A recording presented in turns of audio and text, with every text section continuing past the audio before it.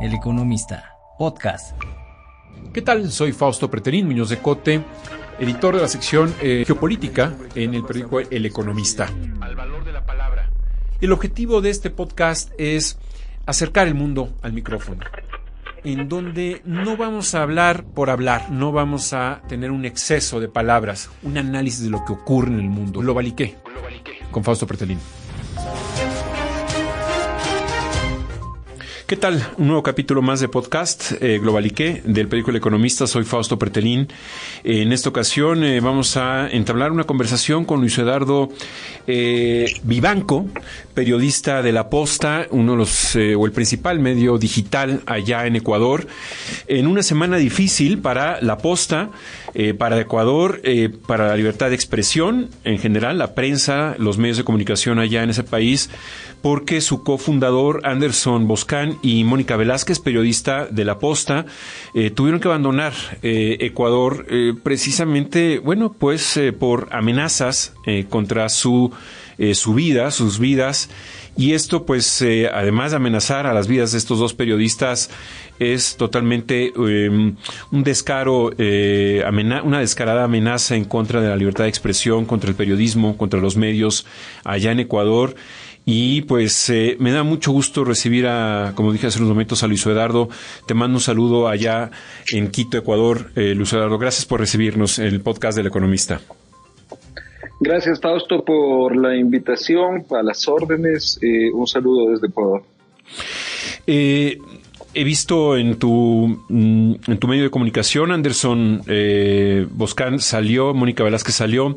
Luis Eduardo, nada más para dar un pequeño perfil, es comunicador social y periodista pues muy joven, de 39 años, cofundador de La Posta. Como dije hace unos momentos, pues es el medio de comunicación independiente más importante allá en Ecuador, en el periodismo digital.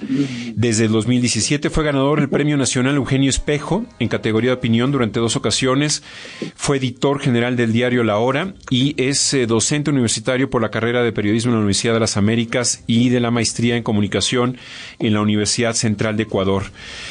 Actualmente es director del programa de entrevistas Castigo Divino, miembro del diario de la RPL, gerente general y representante legal del Evascan CIA LTDA. Luis Eduardo, te reitero mi agradecimiento. Esta semana hemos visto precisamente en tu medio que 8 vehículos fueron asaltados e incendiados en las últimas horas en Guayaquil y en Esmeraldas. Precisamente en las últimas 24 horas, pues parece ser una lucha entre bandas llamados Los Lobos y Tiguerones, al parecer. Pero bueno, más allá de lo que ha ocurrido esta semana, que ha sido muy grave, y particularmente para tu medio, La Posta, hemos visto a lo largo de los últimos 2 años quizás una descomposición en la seguridad allá en Ecuador. Hemos visto escenas que tristemente también para México son familiares, con cabezas que aparecen en puentes colgadas, con declaraciones de políticos en donde hablan de que, bueno, el presidente pues ya no tiene el control de la seguridad en el país, y sobre todo luchas encarnizadas en el interior de los cerezos, de las cárceles allá en Ecuador, en donde vemos cifras terribles de asesinados, muertos, decapitados. Como dije hace unos momentos, Luis Eduardo, pues son escenas que no son familiares aquí en México. ¿Cómo lo vives allá en Ecuador? Efectivamente, Fausto, la situación que describes es preocupante, es terrible, es nunca antes vista en la historia nacional. La situación de seguridad mantiene a la sociedad civil completamente arrodillada ante la voluntad del crimen organizado, algo que no habíamos vivido nunca. Efectivamente, esta semana se produjo la última ola de violencia por la lucha de varias bandas, no solo los Lobos y Tiguerones, sino los Fatales, las Águilas, Choneros, Chonekillers. Es varios grupos armados que luchan por territorio y que luchan por controlar principalmente el tráfico de drogas en Ecuador. El Estado, la ciudadanía completamente arrodillada, sin herramientas para enfrentarlos. Tanto es así que las últimas 24 horas de relativa paz que ha vivido el país no se ha producido porque el Estado haya tomado control de la situación, sino porque los criminales han querido y han emitido como si fueran personajes de reputación pública, ruedas de prensa para asegurar al país un alto al fuego. Entonces el país depende no de que el Estado te garantice nada, sino de que los criminales tengan la voluntad de dejar de asesinar. En 2019, Luis Eduardo, Inside Crime catalogó a Ecuador como la autopista del narcotráfico y calculó que el 30% de la droga producida en Colombia pasa por Ecuador. Sin embargo, Giovanni Ponce, jefe de la División Antinarcóticos de la Policía allá en Ecuador, señaló precisamente hace 2 años que desde el 2009 opera en Ecuador el cártel de Sinaloa. Y uno de los narcotraficantes de nombre Jorge Cifuentes, nexo del cártel de Sinaloa en Colombia, fue quizás el encargado de introducir conexiones en Ecuador. Es de alguna manera comprobable que los narcotraficantes mexicanos o los cárteles mexicanos están operando en Ecuador. Sin duda, el Ecuador pasó de ser un simple lugar de paso para la droga a ser un hub logístico para las mafias internacionales. Uh-huh. Y ha profesionalizado en ese sentido a bandas criminales en Ecuador. Antes los narcotraficantes ecuatorianos eran solamente encargados de recibir la droga en la frontera y de contaminar contenedores en puerto, ¿no? Básicamente asegurarse de que llegue a puerto. Ahora es un hub logístico que permite el despacho de droga no solo hacia Estados Unidos, sino también hacia Europa y Asia. En la lucha por esos mercados ha existido un pseudopacto entre las bandas organizadas que responden a cárteles mexicanos que básicamente reciben la droga desde Colombia para enviarla a Estados Unidos. No solo Sinaloa, sino se ha escuchado mucho la vinculación con Jalisco Nueva Generación. Sí. Y otros grupos, pero principalmente estos. Entonces, este grupo de bandas que te digo que esta semana han estado peleando y que tienen al país en estas condiciones ya casi 3 años, responden a esa línea, a la línea mexicana. Con las mafias colombianas producen y las mafias ecuatorianas transportan esto hasta poder entregar en ruta ya a los mexicanos. Esa es la información que se tiene al respecto. Pero por otro lado, la droga que viene desde Perú, recordemos que Ecuador tiene 2 fronteras, al norte Colombia, al sur Perú, los 2 principales productores de cocaína del mundo. Entiendo. La que viene por el sur, en cambio, es controlada en su mayoría por la mafia albanesa. La mafia albanesa es la que en cambio controla y monopoliza o monopolizaba hasta hace poco el tráfico de las drogas hacia Europa. Entonces, ese es más o menos el juego geopolítico, si se puede llamar de esa forma, del juego del narcotráfico en Ecuador. Entiendo. Tu portal, el portal Aposta publicó, me parece que el día de ayer, un video de los Tiguerones, en donde hacen supuestamente las paces con varias bandas, ¿no? Choneros, M18, R7, Fatales, Lobos, Latin Kings, inclusive.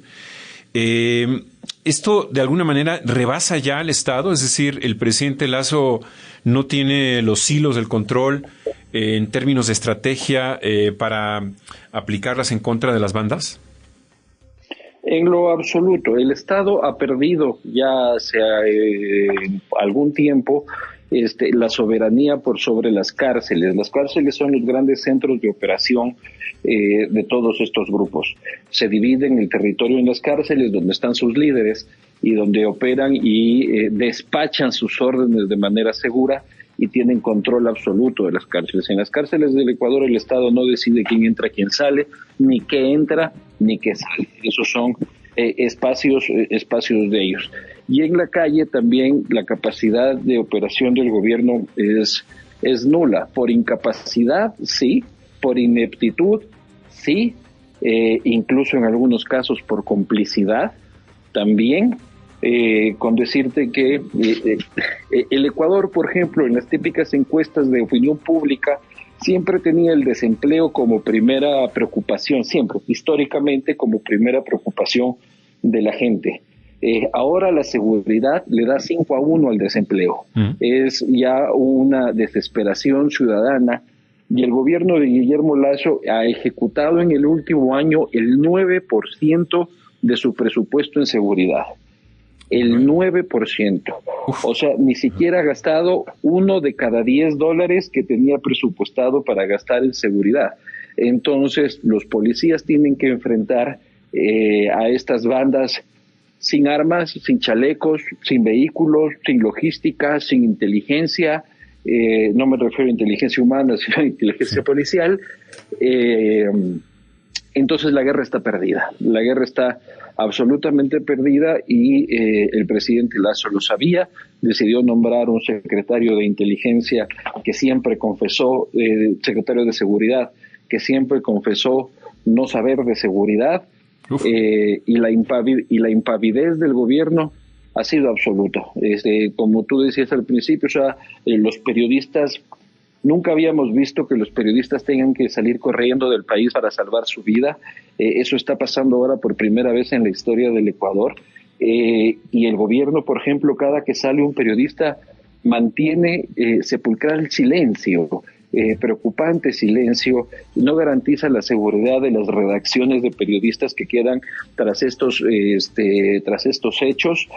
No hace absolutamente nada. Es un gobierno nefasto para la seguridad de los periodistas, nefasto para la libertad de expresión en ese sentido, y nefasto, eso ya no lo digo yo, sino también lo dicen las encuestas, en el que ya solo 1 de cada 10 ecuatorianos respalda su saliente mandato. Y en ese sentido, ¿no ha tenido Guillermo Lasso, pues, no sé si la inteligencia o la decisión de buscar quizás ayuda en el exterior? Es decir, si no hay, me preocupa lo que tú mencionas, la descripción de que no hay un equipo de protección para los policías que de alguna manera trate de equilibrar las asimetrías con las armas que tienen los narcotraficantes. ¿No ha generado esa ayuda? ¿No ha pedido, pues, un apoyo hacia el exterior? Fausto, tú y yo estuvimos, recordarás, hace poco recorriendo Israel, y yo le hice una pregunta a un delegado del gobierno de Israel sobre el supuesto apoyo, venta de armas que iba a tener Israel con Ecuador, puesto que el presidente Lasso ha sido muy eficiente en pasearse por todo el mundo, asegurando que, claro, con grandes comitivas y buenos hoteles, pasearse por todo el mundo diciendo de que estaba en búsqueda y que ha llegado a acuerdos que cambiarán radicalmente el tema de seguridad, como sucedió en Israel. Acaba de ir a Estados Unidos a firmar un memorando de entendimiento, gran linda foto, firmando el memorando de entendimiento, pero aquí al Ecuador no ha llegado una bala. Aquí al Ecuador no ha llegado un chaleco antibalas. Cada que se les pregunta en las entrevistas a los medios que ya asisten, que son ya pocos, siempre atribuyen a la burocracia y a los tiempos burocráticos y a los procesos burocráticos la incapacidad de comprar un chaleco antibalas. Es la primera vez que veo que un Estado en 2 años y 4 meses no logra comprar una bala. Yo sé que la burocracia es complicada, pero se complica más cuando tienes mala fe, ineptitud, y no te condoleces con la situación de la gente. ¿Y qué gana el presidente Lasso con no hacer nada? Es decir, entiendo que en este momento, pues bueno, ya es un presidente que va de salida, que ha enfrentado una crisis de credibilidad, una crisis política. Hay que recordar a los que nos están escuchando que en el mes de mayo disolvió la Asamblea en pleno juicio político en su contra. Y bueno, el próximo mes habrá elecciones y quien llegue nada más estará al frente del poder un año y medio. Pero, ¿qué le lleva o qué incentivos tiene para no hacer nada? Porque vemos las escenas y verdaderamente vemos la derrota del Estado ante los narcotraficantes. Ese es el gran enigma nacional, porque Guillermo Lasso llegó asegurando que llevaba 10 años preparando un plan de gobierno que iba a ser el día y la noche en el Ecuador, ¿no? Y hizo una fundación de un think tank sobre cómo iba a plantear un Estado liberal, un Estado seguro, y la gran incógnita de los ecuatorianos es por qué no hizo nada en nada. Y para mí es una decepción particular grande, porque Guillermo Lasso representaba en su momento la liberación del Ecuador del socialismo del siglo XXI, el acercamiento del Ecuador a políticas más liberales y destruyó las opciones liberales en el país. El gran enigma es ¿por qué? Sí. Si es que a mí me preguntas, se rodeó de ineptos, se creyó siempre más inteligente que cualquiera otro, se rodeó no de gente que pueda aportarle con inteligencia, sino se rodeó de empleados que ejecutaban sus órdenes, así sean equivocadas. Y de ahí atribuyó siempre los fenómenos de seguridad a fenómenos políticos, lo cual a la gente no le cambia la vida, ¿no? Entonces, si es que salieron las bandas es porque hay grupos políticos que me quieren afectar. Uh-huh. Entonces es una miopía absoluta de la realidad y de la profundidad del conflicto. En Colombia, bueno, el Plan Colombia vinculado con Estados Unidos ayudó a introducir cierto oxígeno ante una situación muy compleja. En México, la vecindad que tenemos con Estados Unidos y una visión bipolar entre amar y odiar hacia los Estados Unidos, pues ha generado mucho recelo. Algunos planes similares al Plan Colombia, hablo de la iniciativa Mérida, ahora se le llama el Plan Bicentenario. Bueno, los nombres son terribles, pero a final de cuentas es pedir ayuda a Estados Unidos. ¿Cómo es la sociedad ecuatoriana? Es decir, ¿habría posibilidad de un Plan Ecuador, así como un Plan Colombia, que de alguna manera pudiera ingresar inteligencia de Estados Unidos, y no solamente inteligencia, sino también material para luchar en contra de los narcotraficantes? ¿Cómo lo recibiría en dado caso de que en un futuro no muy lejano existiera esa posibilidad? El discurso de izquierda siempre ha prevalecido en ese sentido entre la sociedad ecuatoriana, por más de que sea o no sea acertado. Entonces, el discurso anti-yanqui siempre vende más que el discurso pro-yanqui. El Ecuador tuvo hasta antes de la presidencia de Rafael Correa una base militar en la costa ecuatoriana, en la zona de Manta, donde, por cierto, el domingo pasado asesinaron a su alcalde. En la zona de Manta había una base militar estratégica para la lucha contra el narcotráfico. Antes de que cumple el año de gobierno de Rafael Correa, solicitó el retiro de la base y el retiro de las unidades estadounidenses de lucha contra el narcotráfico en el Ecuador. La derecha, en cambio, acusa a esa decisión como una de las decisiones que generó el caldo de cultivo para que se produzca años después lo que estamos viviendo. Sin embargo, a día de hoy, la población ecuatoriana está en un nivel de postración política, está en un nivel de rendición, de desesperación. Es capaz de tomar la mano de quien sea necesario si es que esa mano le da algo de seguridad, ¿no? Entonces, no creo que la sociedad ecuatoriana está ahorita como para hacer evaluaciones políticas de dónde viene la ayuda, porque el tema es de vida o muerte. Entiendo. Sí, porque eso es la percepción sobre lo que es Estados Unidos. En el plan Colombia, los colombianos lo aceptaron de manera inmediata, pero en México precisamente hubo un rechazo en parte de la sociedad y del actual gobierno de López Obrador, que de alguna manera pues también es bipolar frente a Estados Unidos, ¿no? Claro, en el tema del plan Colombia también en el Ecuador, en cambio, no generó, recuerda que somos vecinos, sí. No generó muchísimo rechazo, principalmente porque la estrategia de Colombia en ese momento era una estrategia de yunque y martillo.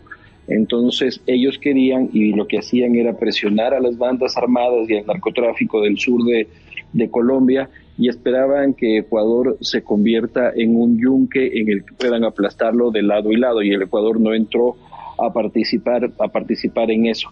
Entonces eso provocó filtraciones de grupos armados al Ecuador, eso provocó que las FARC en su momento generen bases en Ecuador. Recuerda el asesinato por parte del ejército colombiano a una base de las FARC en territorio ecuatoriano, donde murió Raúl Reyes, uno de los líderes de las FARC, pero además provocó una diáspora, una ola de refugiados colombianos al Ecuador, que convirtieron al Ecuador en su pequeño territorio en el país del hemisferio occidental con más número de refugiados. Eso provocó una crisis humanitaria en su momento, porque encontró a un Ecuador también poco preparado para recibir a los hermanos colombianos que huían de la violencia. Entiendo. Es interesante lo que mencionas para recordar el tema de las FARC. ¿Qué pasa con Lenín Moreno? Porque de alguna manera solamente se habla de Lazo, pero también sería responsable él, e inclusive Correa, de el ingreso del narcotráfico allá en Ecuador. Todos llevan su tajada, porque también cada uno fue pecando por acción o por omisión. Correa, te hablo el tema de la base militar. A Correa se lo acusó constantemente de tener acuerdos y alianzas con las FARC.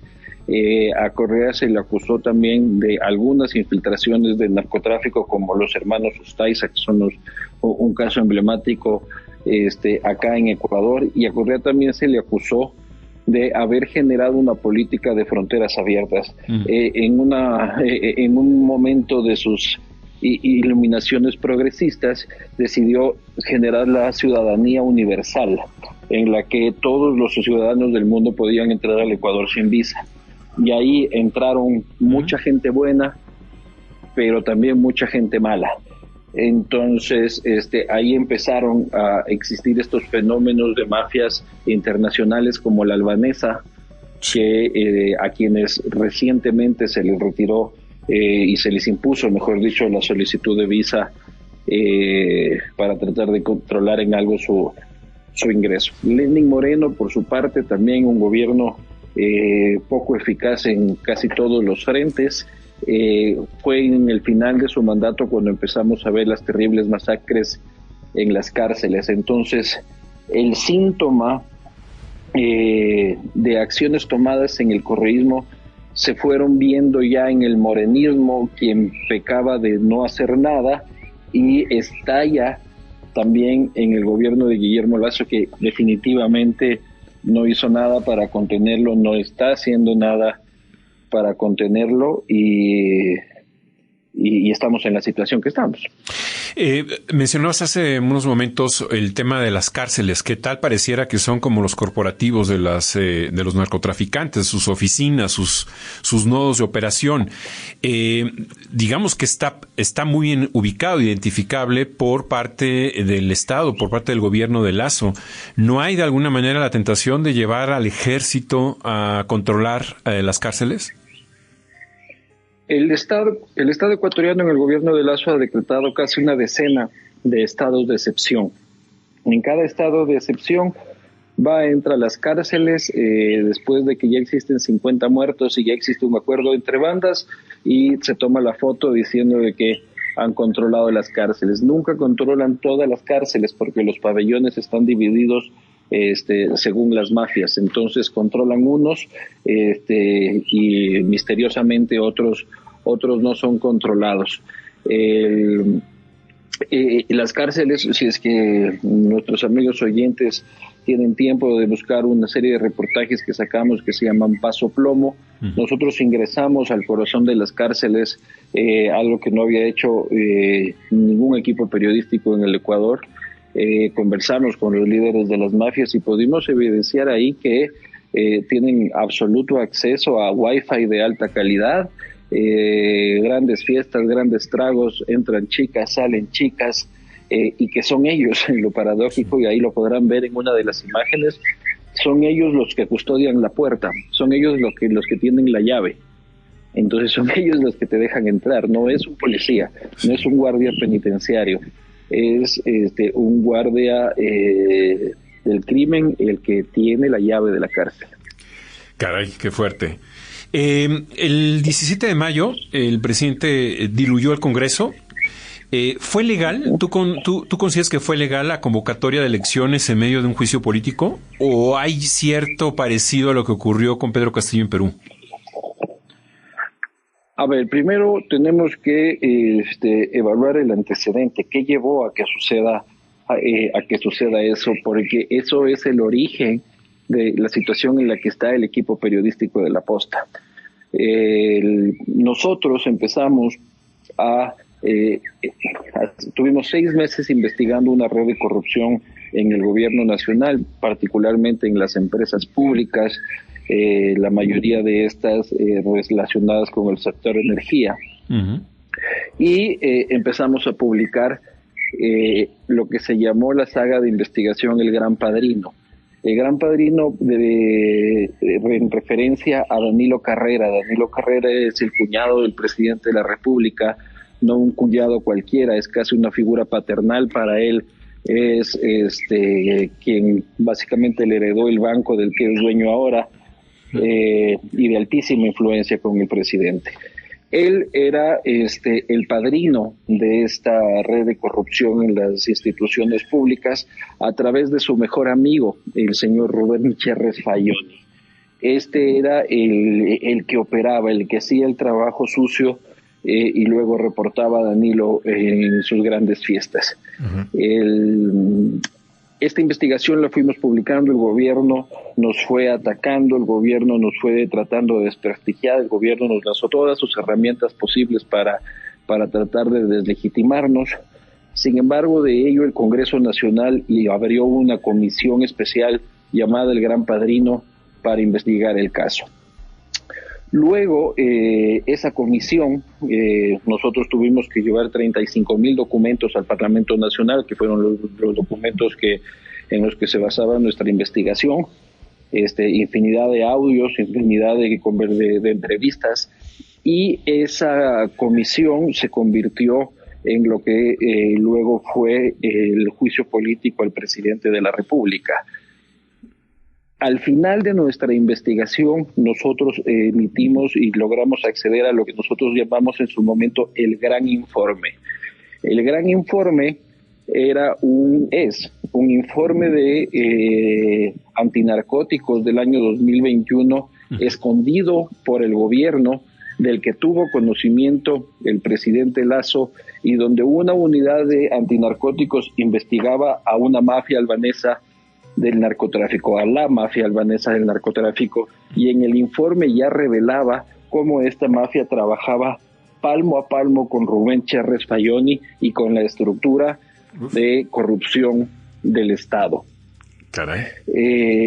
Esto disparó la investigación a niveles extremos, también nuestro nivel de vulnerabilidad e inseguridad. El gobierno aceptó que había conocido de eso, pero que en su momento un juez lo había desestimado, y mágicamente había desaparecido. Sin embargo, nosotros, a través de nuestras distintas fuentes, logramos acceder a una copia del informe perdido y lo hicimos público, con fotos del cuñado en reuniones con esta gente, con todos los detalles, transcripciones de escuchas de la policía en las que revelaban el funcionamiento de la mafia, cómo la mafia del narcotráfico interactuaba con la mafia del gobierno, y esto, como te digo, llevó el tema exponencialmente a un debate político y judicial intenso, y eso empujó ya finalmente el juicio político al presidente Guillermo Lasso. O sea, el origen del juicio político al presidente Guillermo Lasso nace en la posta, nace en nuestras investigaciones. Él, una vez que el gobierno se ve que no va a tener los votos para poder salvarse el pellejo, el presidente Lasso, el juicio político era un sábado, se había convocado al Parlamento para un sábado. 48 horas antes él disuelve el Parlamento y llama a elecciones anticipadas, que como tú bien dijiste, son en un mes, el 20 de agosto, la primera vuelta. En caso de que no exista segunda, pues la única vuelta. Si es que entonces entendemos de que toda esta investigación desembocó en que el presidente se tenga que ir antes y se disuelve el Parlamento. Es muy importante entender eso para entender nuestra situación actual. Tu pregunta fue si es que fue legal o no fue legal. Sí. Evidentemente fue constitucional, aunque sea absurda. Esta es una figura constitucional que creó el correísmo y que está en la Constitución, que se llama muerte cruzada, en la que el presidente puede disolver por una sola vez al Parlamento con 3 argumentos específicos, que es arrogación de funciones, grave crisis nacional y impedimento del plan de gobierno. Nunca dijeron por cuál la disolvían, y luego la Corte Constitucional igual les dijo que estaba bien y se disolvió. El error constitucional que tuvieron los constituyentes en su momento, si es que querían crear esta figura, es que esa figura no se puede aplicar cuando hay un proceso de fiscalización en curso, porque así nunca se va a poder enjuiciar un presidente. Pues. Claro. Empieza el juicio de un presidente, te disuelvo, así me hayan encontrado bailando con narcos y con menores de edad. Sí. Entonces, no tiene sentido alguno, a pesar que es legal. Entonces, el presidente disolvió el Parlamento, se llamó a elecciones, desde entonces gobierna sin Parlamento. Él acusaba al Parlamento del autor de casi toda la crisis nacional. No ha cambiado nada en el país, así que por ahí no parece haber sido el problema, aunque hayamos tenido un Parlamento vergonzoso con cerca del 6% de aceptación a nivel nacional. Es terrible lo que dices, pero bueno, es primero una felicitación a la posta por esta investigación, y segundo, me estás prácticamente diciendo que Anderson Boscan y Mónica Velázquez no salieron por amenazas del narcotráfico, sino realmente por situaciones políticas internas que prácticamente los están asfixiando desde el Poder Ejecutivo, es decir, Guillermo Lasso. Las dos cosas. Lo que pasa es que en este momento ya para nosotros diferenciar la línea que divide la mafia y el gobierno, claro, es cada vez más difusa. Te explico. Se acabó la publicación, se disolvió el Parlamento, se acabó la investigación, por decirlo de alguna forma, pero no las repercusiones de la investigación. ¿Por qué? Porque la mafia albanesa perdió territorio, se replegó, perdió rutas porque tuvo que invisibilizarse por un tiempo, y por lo tanto eso no podía quedar así. Nosotros tenemos audios de Rubén Cherres Fayoni, que era el nexo entre el gobierno y la mafia, en el que dice claramente que hay que dejar que pase un tiempo antes de eliminar a mi socio Anderson Boscan, pero que los albaneses han sido claros en que esto no puede quedar así y que si no hay un muerto aquí nadie te respeta. Esos audios los teníamos bajo la manga hasta saber cuándo podíamos utilizarlos, los seguimos teniendo, son varios, y coincidencias de la vida.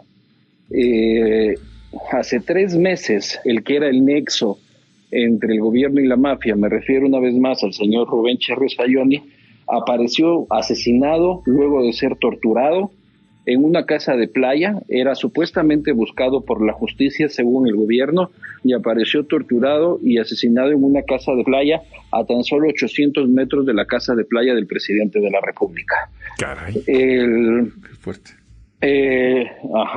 Y había desaparecido quien era el nexo entre los dos, y para beneficio tanto de la mafia como del gobierno. Eso volvió a disparar las alertas en nuestro equipo, puesto que considerábamos había empezado la eliminación de cabos sueltos por parte del Estado o por parte de la mafia.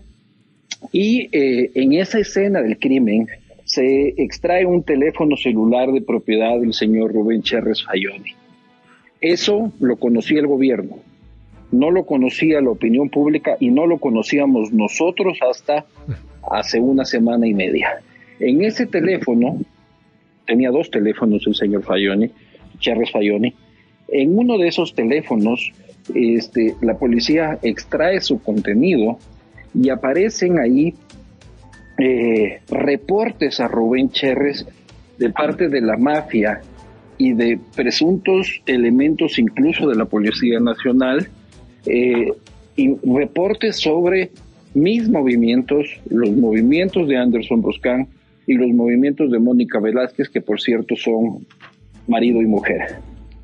Entonces, el gobierno supo hace 3 meses, al menos, que la mafia nos estaba siguiendo. ¿Qué es lo que haría un gobierno normal? Sacaría una alerta, protegería a los periodistas, informaría del tema. El gobierno cayó. El gobierno cayó casi que esperando que la mafia les haga el trabajo sucio que ellos no quieren hacer.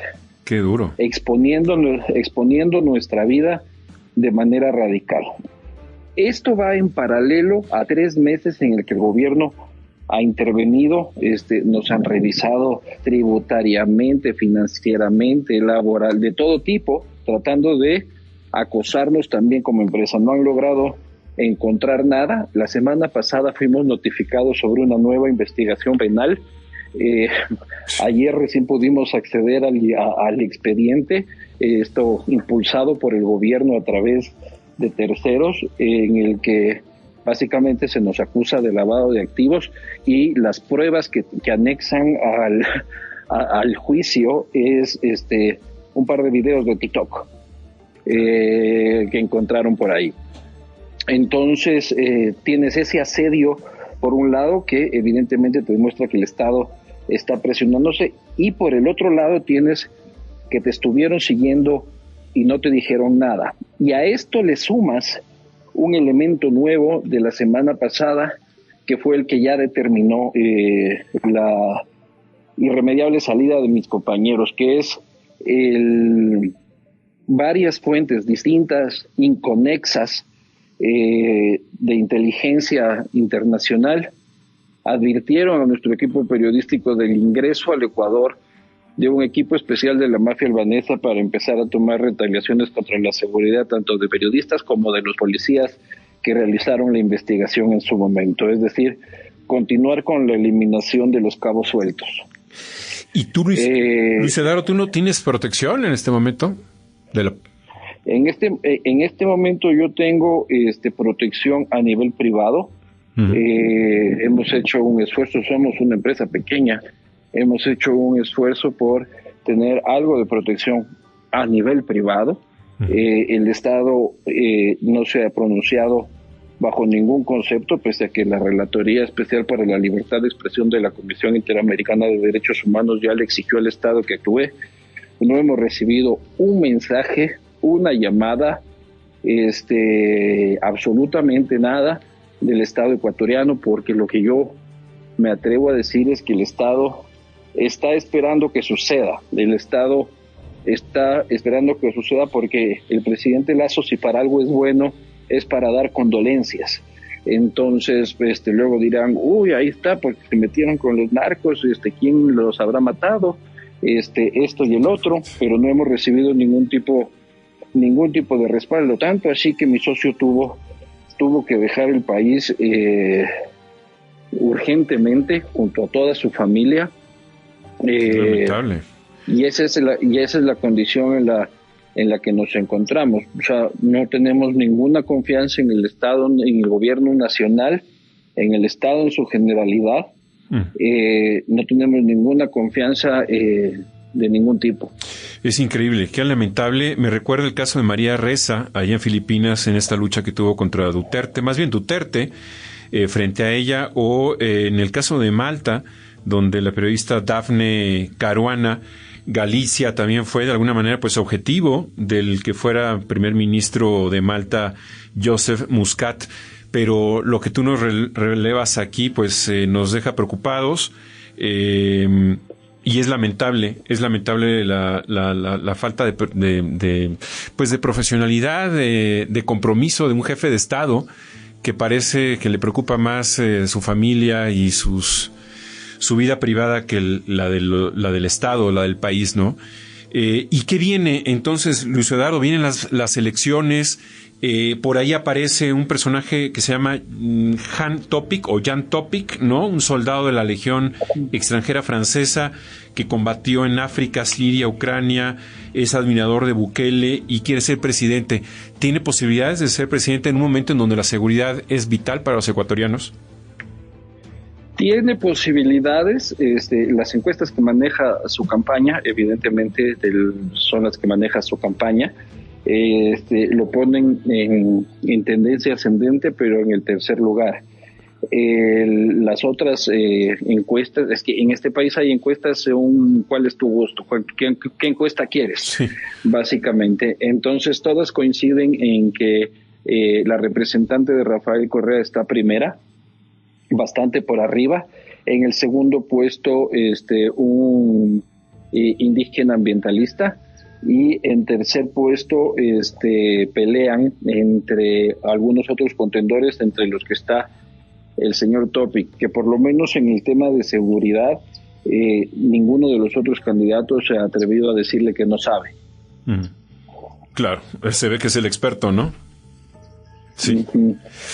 Y no solo eso, sino que también es el dueño de la empresa de seguridad privada más grande del país. Ah, caray, ya veo. Luis Eduardo Vivanco, oye, pues muchas gracias por tu colaboración, por tu plática, muy interesante, pero también a la vez muy preocupante. Ya hay ONGs de periodismo internacional que están vinculadas contigo, conectadas contigo para de alguna manera pues dar alerta a nivel internacional de este escenario que nos pintas, que es verdaderamente lamentable por esta ausencia del Estado, y más que ausencia, no sé si llamarle vínculos claros con las mafias, y en este caso la mafia albanesa. Nos hemos comunicado con la Sociedad Interamericana de Prensa, nos hemos conectado con ONGs nacionales que a su vez tienen sus vínculos con ONGs internacionales, y estamos preparando una solicitud de medidas cautelares para la Comisión Interamericana de Derechos Humanos, que si todo sale bien presentaremos en los próximos días. Esperemos que esos días no sean demasiado tarde. Ese es el mejor deseo que te mando, Luis Eduardo Vivanco. Te agradezco mucho. Como bien lo dijiste, te conocí no hace mucho, hace un mes aproximadamente, allá en Israel. Y bueno, pues siempre llamó mucha atención tu enorme profesionalismo, tu entereza, y en unos momentos tan complicados que estás viviendo, te mando un gran abrazo. Tienes aquí en México, en El Economista, pues un apoyo en lo que nosotros podamos ayudarte con muchísimo gusto, y a todo el equipo de La Posta. No lo dejes al margen, tómanos en cuenta y con mucho gusto te apoyaremos.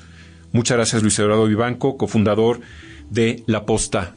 Y además, pues les pedimos a todos nuestros que nos escuchan, a nuestros seguidores de Globalique y del Economista, pues que le den seguimiento a este medio digital que es muy importante allá en Ecuador, La Posta. Muchas gracias, Luis Eduardo. Muchas gracias, Fausto, muchas gracias por el espacio. Para nosotros, en el contexto que ya te he descrito, el interés internacional por este caso se convierte ya en el último salvavidas posible.